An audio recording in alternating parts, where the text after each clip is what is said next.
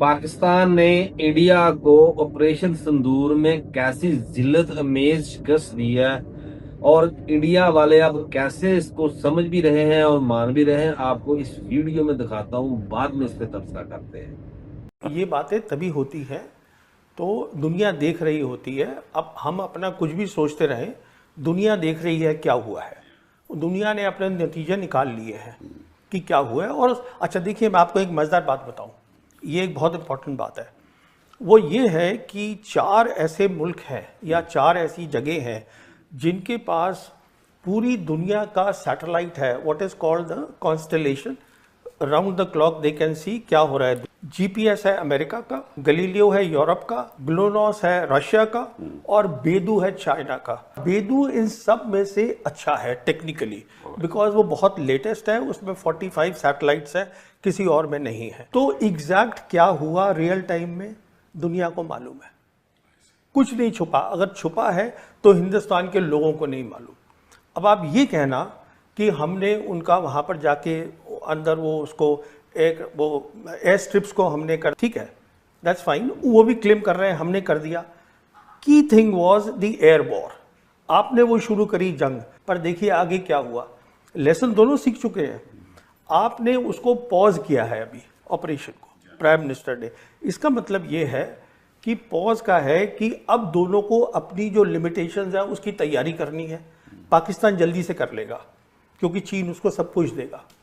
वो अब रिपोर्ट आ रही है कि वो आधे पैसे पे देगा, मैं कहता हूँ वो फ्री देगा, वो कोई पैसे नहीं लेगा, उससे हम घूमते रहेंगे। पहली बात तो ये है। दूसरी बात क्या है, आपने ये न्यू नॉर्मल जो क्रिएट करा है वो इतना डेंजरस है कि जो वॉर का थ्रेशोल्ड है वो बिल्कुल नीचे आ गया है। क्योंकि अब आप क्या कह रहे हैं न्यू नॉर्मल के अंदर कि आप मिसाइल फायर कर सकते हैं एक दूसरे के अंदर। सवाल ये है कि अगर आप कुछ भी करेंगे एक्ट ऑफ वॉर, देखिए अब आप एक्ट ऑफ वॉर की बात कर रहे हैं। 2019 में क्या हुआ था? 2019 में जब हमने ऑपरेशन किया था बालाकोट का, अगले दिन उन्होंने ऑपरेशन स्विफ्ट रिटॉर्ट किया, मिलिट्री टारगेट्स करे। हमारी एयरफोर्स ने बोला publicly that this was an act of war, कुछ किया कुछ नहीं। तो ये कहने और करने में फर्क होता है। ये जो हुआ है इससे हमारी एयरफोर्स की लिमिटेशंस एक्सपोज हो गई हैं। इसमें पॉज है, डेंजरसली लो थ्रेशोल्ड आ गया है। और मैं समझता हूँ जॉन सी भी whichever side gets ready first they will lift the pause. देखिए आपको जंग 2 जगह लड़नी होगी। जो पाकिस्तान है वो पाकिस्तान अकेला नहीं है। It is what I have been calling for so many years, this is a one front reinforced war.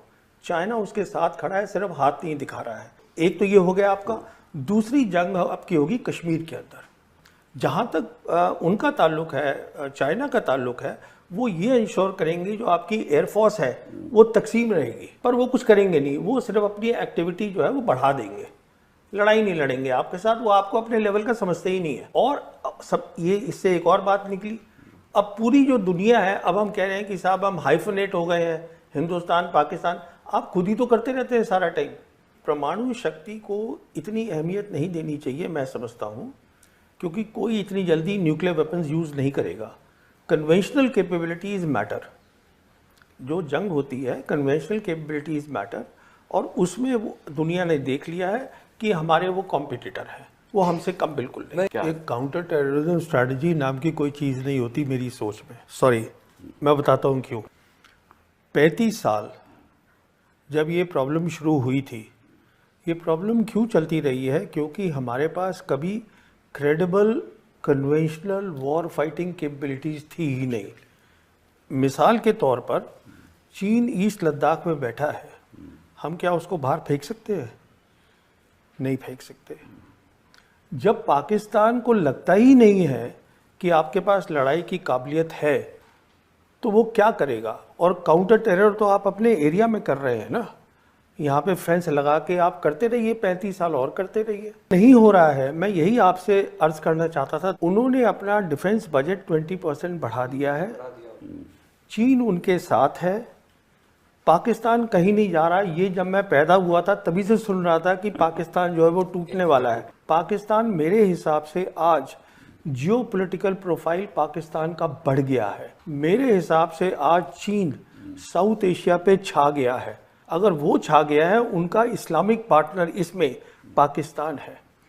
Pakistan है जो कि अरब और मुस्लिम कंट्रीज़ के साथ बहुत कुछ कर सकता है। मैं ये बात बिल्कुल मानता हूँ और पाकिस्तानी भी मानते हैं, उनकी गवर्नेंस में प्रॉब्लम है, there is no doubt about it. और मैं एक और आपसे ये बात कहूँ कि उनकी तैयारी हमसे पहले होगी और मेरे हिसाब से they will be ready much faster ये पॉज हटाने के लिए। तो मैं समझता हूँ, आप ये मान के चलिए कि after 1 year we are heading for a big trouble. ये इतना आसान काम नहीं है जो आपने हमने किया है, ये ऑपरेशन सिंदूर, कि हम घुस के मारेंगे, घर में घुस के मारेंगे। You expose completely the limitations of the air force, जो आपकी मेन फोर्स है। आपने 2019 में की, आपने अब करी, तो अब आपके पास कहाँ जाएंगे आप सामान लेने के लिए? वो जल्दी से तैयारी करेगा, वो पाकिस्तान कहीं नहीं जा रहा है। मेन बात बहुत सीधी सी है, we need peace, peace for development, peace for deterrence building, peace for war fighting capability. आज पाकिस्तान का प्राइम मिनिस्टर 2 बार बोल चुका है कि आप सीज फायर की बात करिए और हमसे 3 मसलों पे बात करिए, Kashmir, water and the third they are talking of is what is the third one, they are talking of 3 things, कि उस पे हम बैठ के बात, trade they want to talk. China का अभी vice foreign minister Sun Weidong was here in Delhi, he met up with the foreign secretary Misri, they से कि आप डायरेक्ट फ्लाइट शुरू करिएगा। अच्छा, अभी देखिए, जो आपको ये शायद मालूम होगा, आपको तो मालूम ही होगा, Sergey Lavrov was suppose here, उसने अपना कैंसिल कर दिया है आना, क्योंकि हमारे प्राइम मिनिस्टर और foreign minister they are going to G7, वो वहाँ चले गए हैं। अब क्यों आ रहे थे सर्गी लैवरोव?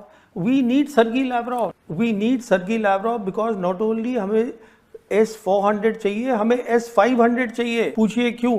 वो इसलिए चाहिए क्योंकि चाइना हाइपरसोनिक मिसाइल्स देगा पाकिस्तान को, जिसको हम बोलते हैं DF-17 with the hypersonic glide vehicles, they will give it to them. उसका हमारे पास कोई हल नहीं है।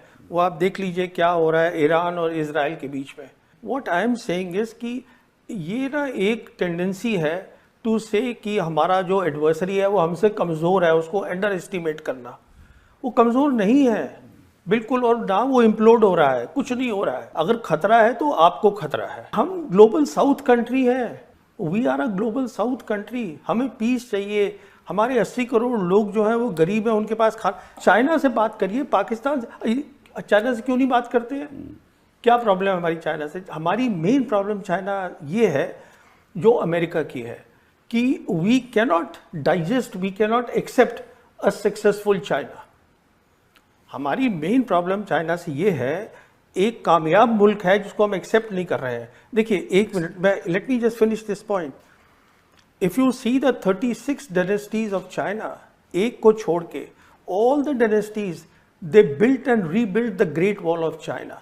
देखिए, कश्मीर की आप जो भी कह लीजिए कि यह हमारा हो गया, कश्मीर जो ओरिजिनल कश्मीर है उस पर आज चाइना भी बैठा हुआ है, पाकिस्तान भी बैठा हुआ है।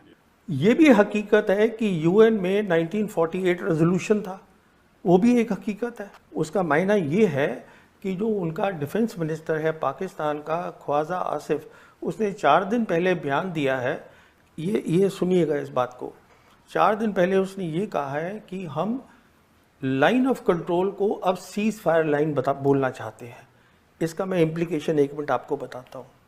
लाइन ऑफ कंट्रोल जब बनी थी शिमला एग्रीमेंट में, इसमें 2 चीज़ें थी। पहली थी दिस वाज बायलैटरल, दूसरी चीज़ इसमें क्या थी वो क्लियरली लिखी हुई है कि neither side will use force to change the line.